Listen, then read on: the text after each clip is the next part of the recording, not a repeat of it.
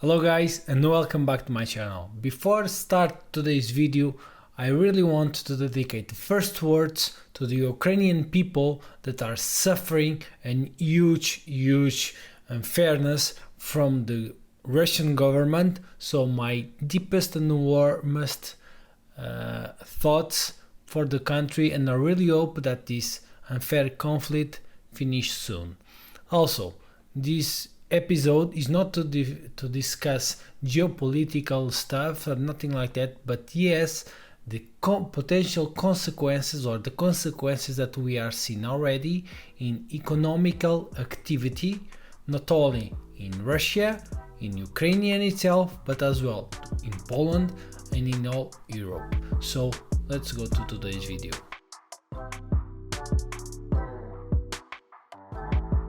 Hello, if you are new to the channel, my name is Thiago Castro and I normally do videos about finance, investments and crypto.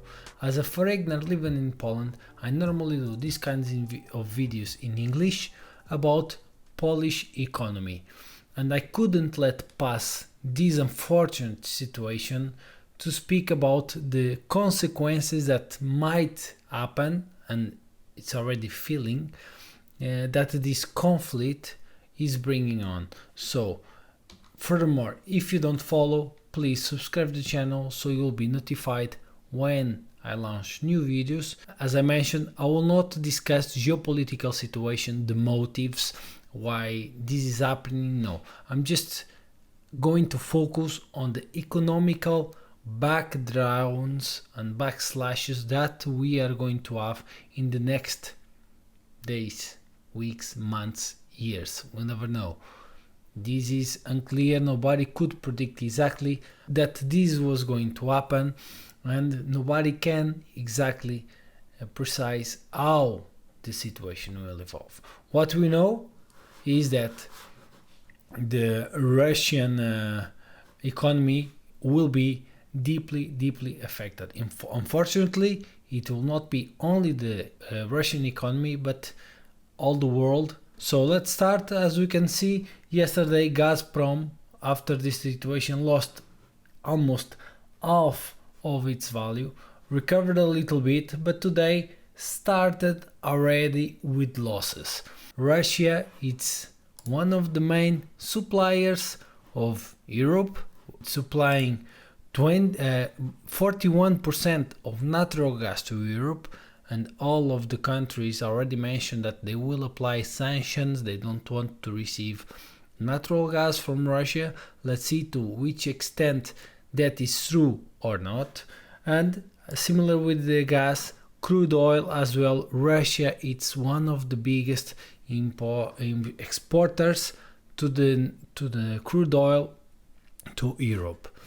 In the opposite direction than the gas, as we have seen, crude oil started the day yesterday with a huge spike, with the valuation of each barrel being more than $100, something that we haven't seen in the last almost 10 years. And then it went down with the normalization of the market. It went down to the price of $97. That, as we can see, especially if you live in Poland, we are going to discuss this later on, that we've seen huge lines in the Polish petrol stations to tank the cars. I really cannot explain why. Maybe people got crazy or scared, but in fact is that happened. But we'll go to that situation and to that topic later on. Normally, when this situation happen, conflicts, insecurity of the markets, investors try to find safe havens, and one of the safe havens that we have, it's the dollar. We could see, if we go here, push a little bit like this, we can see that the dollar suffered a great valuation yesterday, compared especially to the ruble that lost almost 50% of its value at some point in the transaction, leading even to the market to be suspended, the transactions of the market to be suspended in the Russian market. So These bonds, of course, if we will see the bonds from Ukraine, they lost a lot because it's the condemned country. And the biggest issue, and this is what I want to focus more the program of today, it's how the production chain it will be affected. In case you don't know, Ukraine together with Russia are the main importance of corn of Europe. So we are already seeing, so as we can see it on the graphic, that the futures from corn, and not only, they at the raise of price. Now the price is coming back down a little bit, not too much as the valuation from yesterday, because there's already some uncertainty, although the crops will be only available to take care in a couple of months, but there's already some uncertainty that in fact Ukrainian will be able to produce the same amount of corn to import to Europe. And here we can see the European Union imports of milling products from Ukraine. It has been on a steep crescendo in the last, I would say, decade, more especially in the last decade. So if Ukraine cannot keep with these importation or exportations to Europe, we might see even further increases of prices in the basic goods of food like bread, flour. It's important to keep an eye on this. Of course, not only this is the major product that Ukraine exports, they export as well some very important metals for semiconductor activities. So we can expect some goods, some commodities to go up in price very, very much.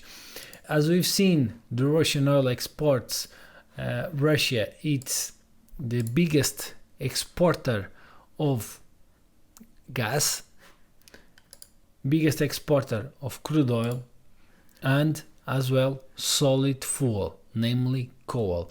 Somehow Russia has Europe, and not only Europe, in their hand. So it seems that the huge policies or things that Europe wants to do to block system or to put Russia outside of the SWIFT system, for example, it's not easy, because that it will mean that Russia cannot receive, neither make payments, but in the same way the Europe cannot make payments to them, make it more difficult. So it's a two-way transaction that I'm really curious to see until which extent the countries will go and implement such measures to penalize Russia for these atrocities.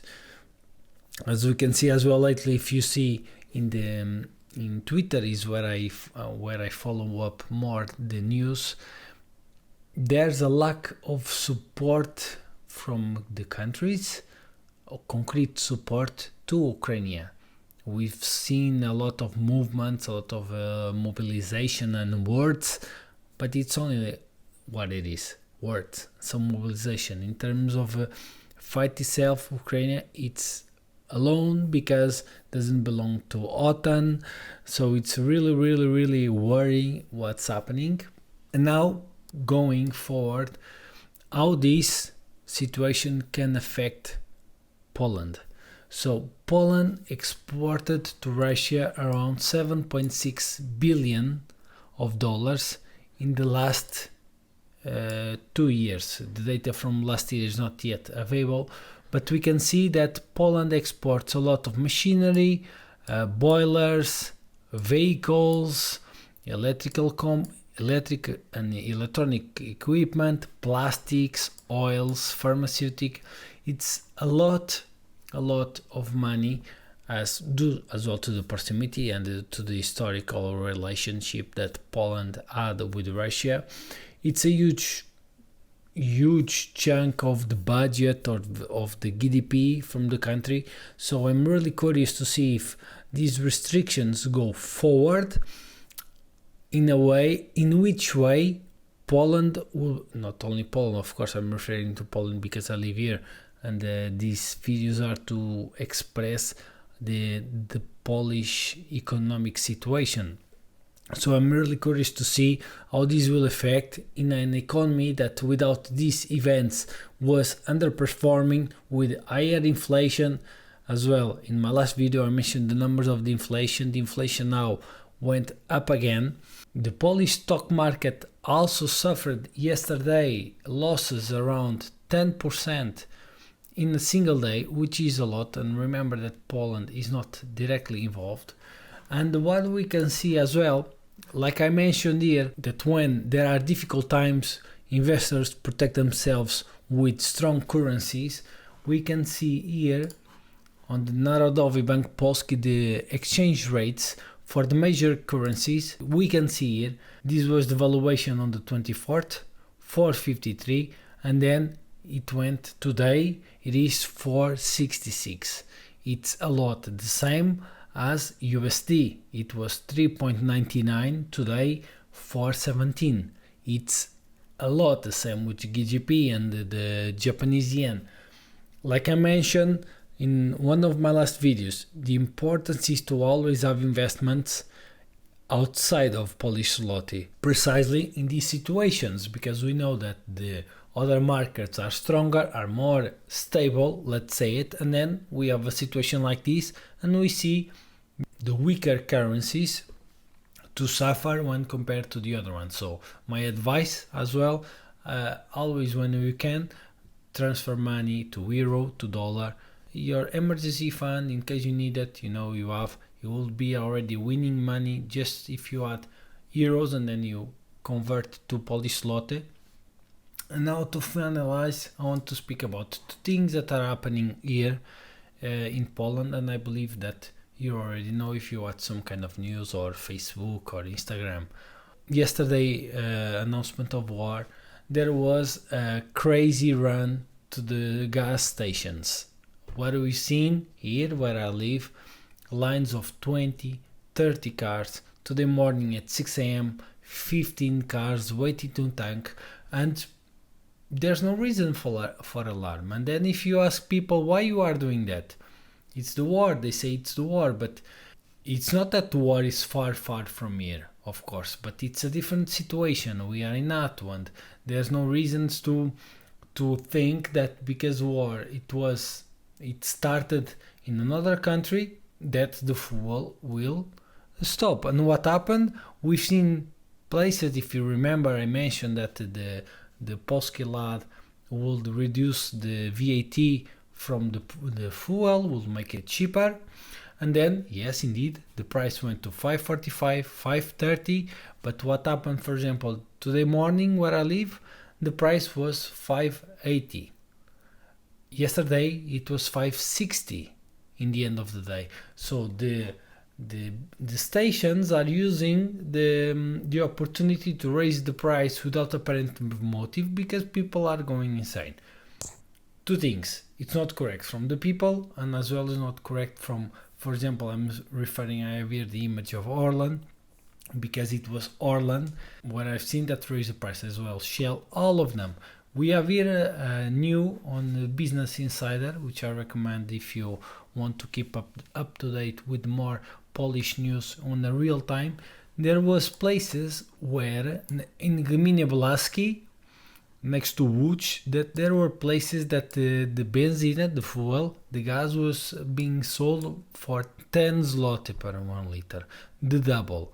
So there are really no scrap. You can see it, 10 zloty. And they didn't put more, perhaps because this old system didn't allow. It's really a shame what people are doing. And as well on the ATMs, it's amazing. People run to the ATMs here in Poland to withdraw the money because they say it's war, the war is coming, and they are taking out the money. So further creating a devaluation and causing any unnecessary hysteria. So of course it's not easy situation, nobody know what can happen from now on. I really hope that this situation will de-escalate for the better of not only the Ukrainian people but for all the world. I really hope that you enjoyed this small video about what's happening, what can happen, and when it's relevant, I'll do more videos. If you like the content, give the video a thumbs up, subscribe to the channel, and see you next time.